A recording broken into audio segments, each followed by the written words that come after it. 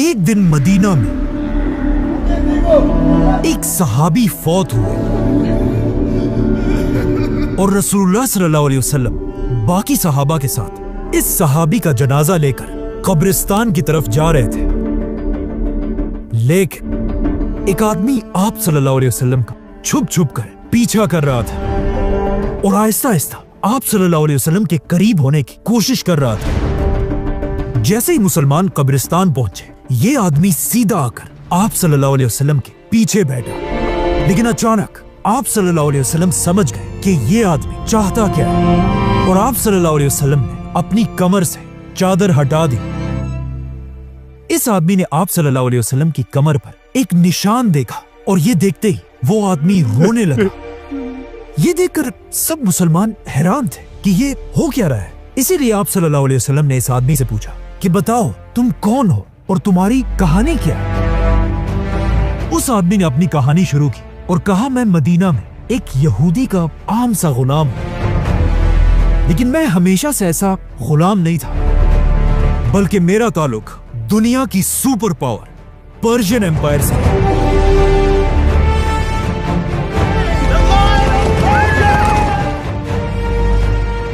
जहां मेरा बाप एक बहुत बड़ा सरदार था। ये आदमी आगे जाकर एक बहुत बड़ा सहाबी बना और इनका नाम था सलमान फारसी।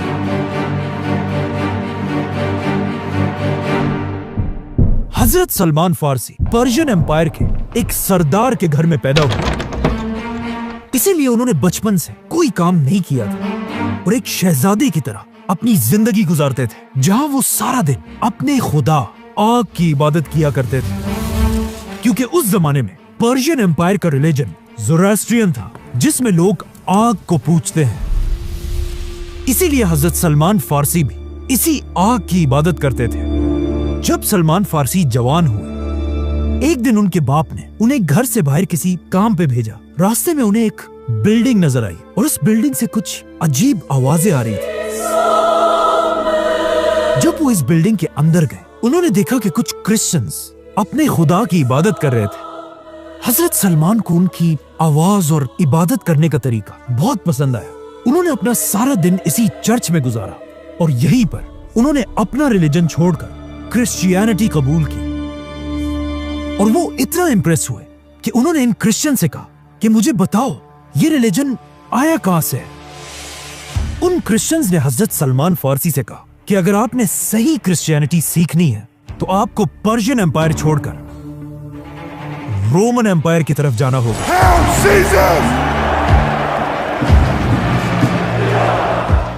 जैसे ही सलमान फारसी वापस अपने घर गए और ये सब उन्होंने अपने बाप को बताया, हजरत सलमान फारसी के बाप को इतना गुस्सा आया कि उसने इन्हें अपने ही घर में जंजीरों से बांध दिया। लेकिन सलमान फारसी अपना माइंड बना चुके थे।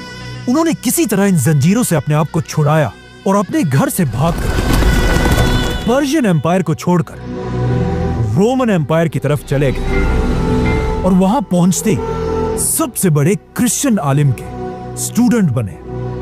लेकिन कुछ ही अरसे बाद उन्हें समझ आ गई कि ये आलिम एक करप्ट आलिम है, जो दीन के नाम पर लोगों से चंदे जमा करता है और इन चंदों से अपने खजाने भरता है।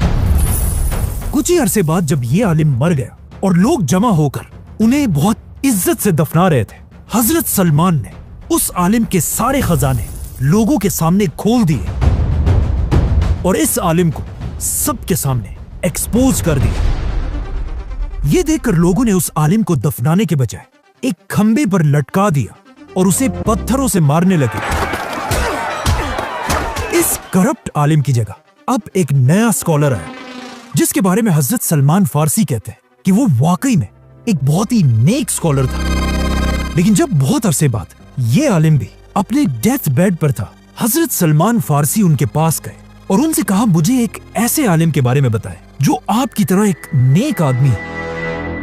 हजरत सलमान के टीचर ने उन्हें इराक में एक बहुत बड़े आलिम का बताया, जिसके बाद वो सीधा शाम को छोड़कर इराक की तरफ रवाना हुए और उस नए आलिम के साथ रहने लगे। जैसे ये आलिम भी मरने के करीब हुए, हजरत सलमान ने उनसे भी सेम क्वेश्चन पूछा और उन्होंने हजरत सलमान को तुर्की में एक और आलिम की तरफ रवाना किया। तो अब हजरत सलमान तुर्की में रहने लगे और जब ये स्कॉलर भी मरने के करीब पहुंचा, उन्होंने हजरत सलमान को तुर्की में एक और आलिम की तरफ रवाना किया। एंड ऑफ कोर्स कुछ अरसे बाद जब ये आलिम भी मरने लगा तो हजरत सलमान ने फिर इस आलिम से भी पूछा कि मुझे किसी बड़े आलिम की तरफ भेजें, लेकिन इस आलिम ने उन्हें कहा कि नहीं, मेरे बाद अब पूरी दुनिया में हमारे रिलीजन का कोई भी बड़ा आलिम नहीं रहा, क्योंकि हजरत सलमान के ये टीचर्स नेस्टोरियन क्रिश्चियंस थे, जो उस जमाने के बाकी क्रिश्चियंस से बिल्कुल डिफरेंट थे, क्योंकि दुनिया के बाकी सारे क्रिश्चियंस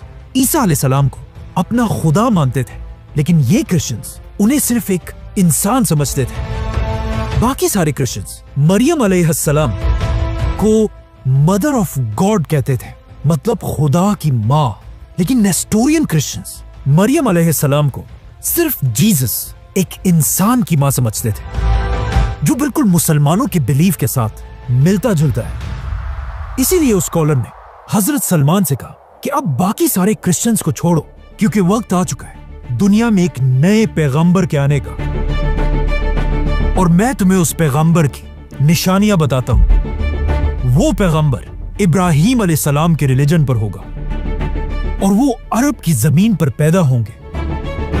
वो एक ऐसी जगह की तरफ हिजरत करेंगे जहां बहुत सारे खजूर के दरख्त होंगे, और ये इलाका 2 वोल्केनिक पहाड़ों के दरमियान होगा। वो पैगंबर कभी भी किसी से चैरिटी नहीं लेंगे, लेकिन अगर कोई उन्हें गिफ्ट दे उसे वो एक्सेप्ट करेंगे, और उनकी पीठ पर नबूवत का एक यूनिक निशान होगा। और ये सब कहने के बाद वो स्कॉलर फौत हो गया। लेकिन ये निशानियां सुनते ही हजरत सलमान ने अपना सारा सामान बांध दिया और किसी तरह तुर्की से अरब जाने की प्लानिंग करने लगे। आखिर उन्हें दूर से एक अरब काफिला नजर आया। हजरत सलमान ने इन काफिले वालों से कहा कि अगर तुम लोग मुझे अरब तक ले जाओ तो मैं इसके बदले में तुम्हें अपनी बकरियां और गाय दे दूंगा। उन्होंने कहा ठीक है, और इस तरह हजरत सलमान फारसी दुनिया के आखिरी पैगंबर की तलाश में अरब की तरफ रवाना हुए। लेकिन जैसे ये काफिला अरब की जमीन पर पहुंचा, इस काफिले के धोखेबाज लोगों ने हजरत सलमान फारसी को पकड़कर उन्हें बाजार में एक गुलाम की तरह बेच दिया। सलमान फारसी को खरीदने वाला एक यहूदी आदमी था, जो उन्हें खरीदकर सीधा अपने घर लेकर आया, और हजरत सलमान फारसी के सारे प्लान्स टूट गए। लेकिन आहिस्ता आहिस्ता जब सलमान फारसी इस नए शहर में घूम रहे थे, वो ये देखकर हैरान रह गए, क्योंकि इस शहर में बहुत सारे खजूर के दरख्त थे और ये शहर 2 वोल्केनिक पहाड़ों के दरमियान में था, और इस शहर का नाम था मदीना। इसीलिए सलमान फारसी मदीना के हर कोने में जाकर उस पैगंबर को ढूंढने लगे। लेकिन मसला यह था कि यहां कोई भी पैगंबर नहीं था। तो अब सलमान फारसी अपने यहूदी मालिक के घर में उस पैगंबर का इंतजार करने लगे, और अचानक एक दिन हजरत सलमान फारसी जब उस यहूदी के बाग में एक दरख्त पर चढ़े हुए थे और नीचे उनका मालिक खड़ा था, अचानक उनके मालिक का एक दोस्त बहुत गुस्से में आया और उस यहूदी से कहने लगा कि मदीना के लोग तो पागल हो गए, ये एक ऐसे आदमी के पीछे जा रहे हैं जो अपने आप को एक पैगंबर कहता है, बल्कि वो आज ही मक्का से मदीना पहुंचा। अब ये बात सुनकर सलमान फारसी रज़ियल्लाहु अन्हु खुद कहते हैं कि जब मैंने दरख्त के ऊपर ये सब कुछ सुना तो मेरी हालत ऐसी हो गई कि मुझे डर लगा कहीं मैं बेहोश होकर अपने इस मालिक के सर पर ही ना गिर जाऊं। लेकिन उन्होंने अपने आप को कंट्रोल किया और दरख्त से जल्दी जल्दी नीचे उतरकर उस आदमी के पास गए और कहा कि ये तुम क्या कह रहे हो। हजरत सलमान की ये एक्साइटमेंट देखकर उनके यहूदी मालिक को गुस्सा आया। उन्होंने हजरत सलमान को जोर से मुक्का मारा और कहा, ऐ गुलाम, तुम्हारा इससे क्या लेना देना, जाओ अपना काम करो। लेकिन सलमान फारसी रज़ियल्लाहु अन्हु को समझ आ गई थी कि यही वो पैगंबर है जिसका मुझे मेरे टीचर ने बताया था। लेकिन अब भी कुछ निशानियां बाकी थी। इसीलिए इसके कुछ ही दिनों बाद हजरत सलमान छुट्टी लेकर आप सल्लल्लाहु अलैहि वसल्लम के पास गए और आप सल्लल्लाहु अलैहि वसल्लम को देखकर कहा कि मैंने सुना है आप बहुत ही एक नेक आदमी है और आपके साथ बहुत सारे गरीब लोग भी हैं, तो मैं आप सबके लिए ये चैरिटी सदका लेकर आया हूं। ये देखकर आप सल्लल्लाहु अलैहि वसल्लम ने सहाबा से कहा कि तुम ये खा लो, और खुद सलमान फारसी के सदके के खाने से कुछ नहीं खाया। जिस पर सलमान फारसी ने अपने दिल में कहा कि चलो एक निशानी तो पूरी हो गई। अब यहाँ पर एक बहुत ही इंटरेस्टिंग क्वेश्चन है कि आखिर आप सल्लल्लाहु अलैहि वसल्लम सदका क्यों नहीं लेते थे? क्योंकि कुछ स्कॉलर्स समझते हैं अगर आप सल्लल्लाहु अलैहि वसल्लम सदका एक्सेप्ट कर लेते तो फिर ऑफ कोर्स हर आदमी अपना सारा सदका सिर्फ और सिर्फ आप सल्लल्लाहु अलैहि वसल्लम और उनके खानदान को देता और बाकी सहाबा को कोई कुछ ना देता। इसीलिए आप सल्लल्लाहु अलैहि वसल्लम और उनका खानदान कभी भी किसी से चैरिटी नहीं लेता था। तो आप सलमान फारसी वापस अपने घर आए और कुछ दिनों बाद कुछ और चीजें जमा करके दोबारा आप सल्लल्लाहु अलैहि वसल्लम के पास गए और फिर उनके सामने खाने की चीजें रखी, लेकिन इस बार उन्होंने कहा यह सदका नहीं बल्कि गिफ्ट है। तो ये सुनकर आप सल्लल्लाहु अलैहि वसल्लम ने हजरत सलमान के गिफ्ट को बाकियों को भी खिलाया और खुद भी खाया, और सलमान फारसी ने सोचा कि दूसरी निशानी भी पूरी हो गई। अब सिर्फ एक ही निशानी रहती थी, आप सल्लल्लाहु अलैहि वसल्लम की पीठ पर नबूवत का निशान। लेकिन हजरत सलमान हैरान थे कि अब वो आखिर ये निशान देखेंगे कैसे, और ऑफ कोर्स पूछ भी नहीं सकते थे क्योंकि आप सल्लल्लाहु अलैहि वसल्लम के आसपास हजरत उमर और बाकी साहबा हर टाइम तलवार लेकर खड़े रहते थे। आखिर हिजरत के कुछ ही अरसे बाद मदीना में पहला सहाबी फौत हो गया और इस सहाबी के जनाजे में सहाबा के साथ आप सल्लल्लाहु अलैहि वसल्लम भी शामिल थे। इसीलिए इसी दिन हजरत सलमान फारसी आप सल्लल्लाहु अलैहि वसल्लम का छुप छुप कर पीछा करने लगे। लेकिन जैसे ही वो आप सल्लल्लाहु अलैहि वसल्लम के करीब पहुंचे, आप सल्लल्लाहु अलैहि वसल्लम ने खुद ही अपनी कमर से चादर हटा दी और सलमान फारसी रज़ियल्लाहु अन्हु ने देखा कि आप सल्लल्लाहु अलैहि वसल्लम की पीठ पर वही निशान था जिसका उनके टीचर ने उन्हें बताया था। और ये देखकर हजरत सलमान फारसी रोने लगे और इसी कब्रिस्तान में सलमान फारसी रज़ियल्लाहु अन्हु ने अपनी पूरी कहानी आप सल्लल्लाहु अलैहि वसल्लम को सुनाई। वो सलमान फारसी जो किसी जमाने में आग की इबादत किया करता था, उसके बाद एक बहुत बड़ा क्रिश्चियन स्कॉलर बना और अब उन्होंने फाइनली इस्लाम कबूल कर लिया। लेकिन जैसे ही उन्होंने इस्लाम कबूल किया, उसके कुछ ही अरसे बाद इस्लाम की पहली जंग का वक्त आया, जंगे बदर। अब एक तरफ जब मुसलमान बदर में बहादुरी से लड़ रहे थे, हजरत सलमान इस जंग के बजाय मदीना में अपने मालिक के घर में थे और उनका दिल तो बहुत चाह रहा था बदर की जंग में जाने के लिए, लेकिन उनके यहूदी मालिक ने उन्हें इजाजत नहीं दी। बल्कि जंगे बदर के बाद जब जंगे ओहद का वक्त आया, तब भी उनके मालिक ने उन्हें जंग में जाने की इजाजत नहीं दी। लेकिन आखिर बदर और ओहद की जंगों के बाद एक दिन रसूलुल्लाह सल्लल्लाहु अलैहि वसल्लम ने हजरत सलमान को अपने पास बुलाया और उनसे कहा, जाओ और अपने यहूदी मालिक से अपनी आजादी की कीमत पूछो। इस वक्त मदीना के यहूदी मुसलमानों से नफरत करते थे और मुसलमानों की इस मदीना की रियासत को हर तरह कमजोर करने की कोशिश करते रहते थे। और जब मुसलमान इनसे कुछ खरीदते थे, यहूदी उसे डबल और ट्रिपल प्राइस में बेचते थे। जैसे कि हजरत उस्मान ने एक आम सा कुआं एक यहूदी से बहुत ही महंगा खरीदा था। तो अब जब हजरत सलमान अपने यहूदी मालिक के पास आए, तो उन्होंने भी मुसलमानों को कमजोर करने के लिए हजरत सलमान की प्राइस 40 ओकिया सोना बताया, जो आज करोड़ों रुपए बनते हैं। और इसके अलावा 300 खजूर के दरख्त। जब आप सल्लल्लाहु अलैहि वसल्लम को इस कीमत का पता चला, उन्होंने अपने सारे सहाबा से कहा कि अपने भाई सलमान की मदद करो। सारे सहाबा ने मिलकर हजरत सलमान को खजूर के पौधे दिए, यहां तक कि 300 खजूर के पौधे जमा हो गए, जिसमें सबसे ज्यादा पौधे ऑफ कोर्स हजरत उस्मान रज़ियल्लाहु अन्हु ने दिए थे। बल्कि इन 300 दरख्तों के लिए जमीन भी हजरत उस्मान ने अपने पैसों से खरीदी थी।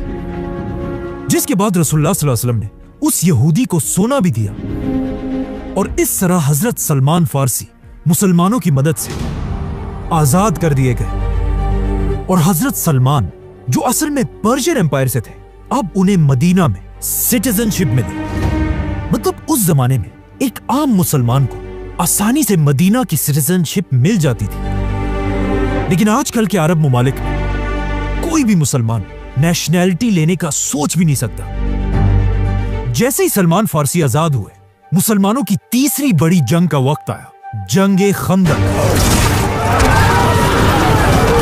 जब मक्का का सरदार अबू सुफियान 10,000 की फौज लेकर मदीना पर हमले की तैयारी कर रहा था, जब इसकी खबर मदीना तक पहुंची, आप सल्लल्लाहु अलैहि वसल्लम ने सारे सहाबा को जमा किया और उन सब से पूछा कि हम इस 10,000 की फौज से अपने मदीना को कैसे डिफेंड कर सकते हैं। जिस पर सब सहाबा अपनी राय देने लगे, लेकिन इनमें ऐसी एक भी राय नहीं थी जो 10,000 की फौज से मदीना को बचा सके।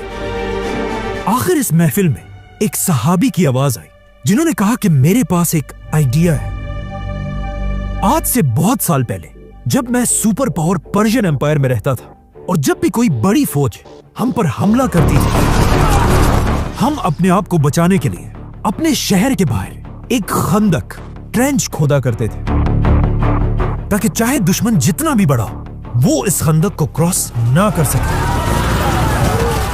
ये इतना नया आइडिया सुनकर सारे सहाबा आप सल्लल्लाहु अलैहि वसल्लम की तरफ देखने लगे। आप सल्लल्लाहु अलैहि वसल्लम ने अपना सर उठाया और वो मुस्कुरा रहे थे, जिससे सबको समझ आ गई कि ये जंग खंदक की जंग होगी।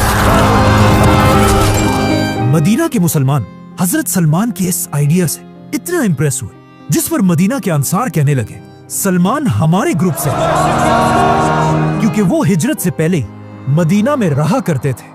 लेकिन मदीना के मुहाजिरीन ने कहा कि नहीं, सलमान हम सबसे पहले ही पर्शियन एम्पायर से हिजरत करके मदीना आया था, मतलब वो हम मुहाजिरीन में से है। जिस पर रसूलुल्लाह सल्लल्लाहु अलैहि वसल्लम ने फरमाया कि सलमान ना अंसार से है और ना मुहाजिरीन से, बल्कि सलमान हमारे अहले बैत से है। ये सुनकर हजरत सलमान फारसी बहुत खुश हुए, क्योंकि कुछ अरसा पहले वो मदीना के एक आम से गुलाम थे और अब आप सल्लल्लाहु अलैहि वसल्लम ने अपनी ही फैमिली का हिस्सा बना दिया था। जिसके बाद सलमान फारसी रज़ियल्लाहु अन्हु के आइडिया से मुसलमान जंगे खंदक जीत गए। इसी जंग में आप सल्लल्लाहु अलैहि वसल्लम ने हजरत सलमान फारसी से यह भी फरमाया कि जब मुसलमान तुम्हारे इलाके पर्शियन एम्पायर को फतह करेंगे, तुम भी मुसलमानों की उसी फौज में शामिल हो। जंगे खंदक के बाद आप सल्लल्लाहु अलैहि वसल्लम ने हजरत सलमान को एक और सहाबी अबू दरदा रज़ियल्लाहु अन्हु का भाई बनाया, जो खुद भी सलमान फारसी की तरह एक बहुत ही नेक सहाबी थे, जो घर के बजाय अपना ज्यादा वक्त मस्जिद और इबादत में गुजारते थे। जिसकी वजह से एक दिन हजरत अबू दरदा की बीवी ने हजरत सलमान से उनकी शिकायत की कि अबू दरदा मुझे और घर को बहुत ही कम टाइम देते हैं और हर दिन रोजे और इबादत में गुजारते हैं। इसीलिए अगले दिन जब हजरत अबू दरदा अपने घर आए और जब खाने का वक्त हुआ, हजरत अबू दरदा ने खाना नहीं खाया और कहा मेरा रोजा है। लेकिन सलमान फारसी रज़ियल्लाहु अन्हु ने उनसे कहा कि अपना रोजा तोड़ो और खाना खाओ। हजरत सलमान की बात पर मजबूरन अबू दरदा ने खाना खा लिया और अपना रोजा तोड़ दिया। जिसके बाद जैसे ही रात हुई और जब सब सोने लगे, हजरत अबू दरदा उठे और इबादत करने लगे। जिस पर हजरत सलमान ने उन्हें दोबारा रोका कि बस करो, अब सो जाओ, तुम पर अल्लाह का हक तो है, लेकिन तुम्हारे जिस्म और तुम्हारी बीवी का भी तुम पर पूरा हक है। अगले दिन अबू दरदा सीधा रसूलुल्लाह सल्लल्लाहु अलैहि वसल्लम के पास गए और उनको ये सारी कहानी सुनाई कि कैसे उन्हें सलमान फारसी ने नमाज और रोजे से रोका है। लेकिन आप सल्लल्लाहु अलैहि वसल्लम ने भी अबू दरदा से कहा कि सलमान ने बिल्कुल सच कहा है। हजरत सलमान की इसी जहानत की वजह से हजरत अली रज़ियल्लाहु अन्हु उन्हें अपने दौर का लुकमान हकीम कहते थे और रसूलुल्लाह सल्लल्लाहु अलैहि वसल्लम ने भी हजरत सलमान को अपने क्लोज एडवाइजर्स में से बनाया था। बल्कि जब रसूलुल्लाह सल्लल्लाहु अलैहि वसल्लम पहली बार दुनिया के सारे बादशाहों की तरफ लेटर्स भेजकर उन्हें इस्लाम की दावत दे रहे थे, उस वक्त के पर्शियन बादशाह खुसरो की तरफ लेटर भी हजरत सलमान ने ही लिखा था। बल्कि हजरत सलमान फारसी ने आप सल्लल्लाहु अलैहि वसल्लम की जिंदगी में ही पहली बार कुरान फारसी जबान में लिखना शुरू किया था। और इस तरह हजरत सलमान फारसी रज़ियल्लाहु अन्हु आप सल्लल्लाहु अलैहि वसल्लम के आखिरी दिन तक उनके सबसे करीबी दोस्तों में से रहे। बल्कि सिर्फ यहां तक नहीं, आप सल्लल्लाहु अलैहि वसल्लम की वफात के बाद भी हजरत सलमान खिलाफत के सबसे बड़े जनरल्स में से थे। यहां तक कि जब हजरत उमर मुसलमानों के खलीफा बने रसूलुल्लाह सल्लल्लाहु अलैहि वसल्लम की हदीस पूरी होने का टाइम आ चुका था, क्योंकि हजरत उमर ने जब पर्शियन एम्पायर के कैपिटल पर हमला करने का फैसला किया, उन्होंने हजरत सलमान फारसी को भी इसी फौज में जाने का हुक्म दिया। तो अब सलमान फारसी रज़ियल्लाहु अन्हु, जो इससे बहुत साल पहले पर्शियन एम्पायर को छोड़कर मदीना की तरफ आए थे, अब मदीना की फौज का जनरल बनकर वापस पर्शियन एम्पायर की तरफ रवाना हुए। बल्कि कहा जाता है, जब भी मुसलमान पर्शियन एम्पायर के किसी किले को फतह करने जाते थे, पहले उस किले के लोगों से हजरत सलमान फारसी उन्हीं की जबान में बात किया करते थे और उन्हें कहा करते थे कि अगर तुम भी इस्लाम कबूल करोगे तो मुसलमान तुम्हें उतनी इज्जत देंगे जितनी मुझे देते हैं, क्योंकि मुसलमानों की खिलाफत में हर मुसलमान की इज्जत सिर्फ इस्लाम से होती है, किसी रंग, कंट्री या नस्ल से नहीं। लेकिन जब उन्होंने सलमान फारसी की बात नहीं मानी, सलमान फारसी रज़ियल्लाहु अन्हु ने मुसलमानों की पूरी फौज के साथ पर्शियन एम्पायर के कैपिटल पर हमला किया और उसे फतह कर लिया, जिसके बाद हजरत उमर ने हजरत सलमान को पूरी पर्शियन एम्पायर के कैपिटल का गवर्नर बना दिया, जहां उनकी तनख्वाह 5000 गोल्ड कॉइन्स थी। लेकिन वो अपनी इस पूरी तनख्वाह को हमेशा गरीबों में बांट दिया करते थे, और इतनी ताकत मिलने के बाद भी हजरत सलमान के पास अपना घर भी नहीं था। अब हजरत सलमान की उम्र भी बहुत ज्यादा हो चुकी थी, लेकिन फिर भी वो इंसाफ के लिए पूरी खिलाफत में किसी से नहीं डरते थे। यहां तक कि एक दिन मदीना में हजरत उमर सारे मुसलमानों को जमा करके उनके सामने खुतबे के लिए खड़े हुए। लेकिन जैसे ही उन्होंने अपना खुतबा शुरू किया, हजरत सलमान फारसी ने उन्हें आवाज दी और कहा, ए उमर, हम तब तक तुम्हारी बात नहीं सुनेंगे जब तक आप हमें ये ना बताएं कि आपने जो ये नया कुर्ता पहना है, इसके पैसे आपके पास कहां से आए, क्योंकि माले गनीमत में हम सबको एक एक कपड़ा मिला था, जिससे एक आम आदमी तो अपने लिए कपड़े बना सकता था। लेकिन हजरत उमर की हाइट 6.5 फुट से भी ज्यादा थी। उनके कुर्ते के लिए एक कपड़ा नहीं बल्कि 2 कपड़े लगने थे। हजरत सलमान की ये बात सुनकर खलीफा उमर रज़ियल्लाहु अन्हु को बिल्कुल गुस्सा नहीं आया, बल्कि उन्होंने अपने बेटे की तरफ इशारा किया और उनके बेटे ने वहां सबसे कहा कि मैंने अपने हिस्से का कपड़ा अपने वालिद उमर को गिफ्ट किया था, जिससे उन्होंने अपने लिए कपड़े बनाए। जिस पर हजरत सलमान फारसी ने खलीफा उमर से कहा कि अब आप अपना खुतबा शुरू करें और हम आपकी हर बात सुनेंगे।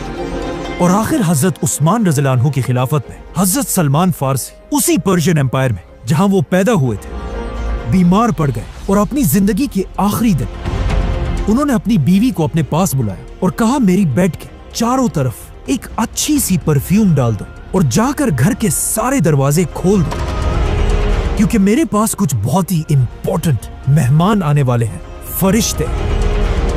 इस तरह सलमान फारसी, जो किसी जमाने में पर्शियन एम्पायर को छोड़कर छुप कर भागे थे, अब उसी पर्शियन एम्पायर के गवर्नर बनकर दुनिया से चले गए। सब्सक्राइब।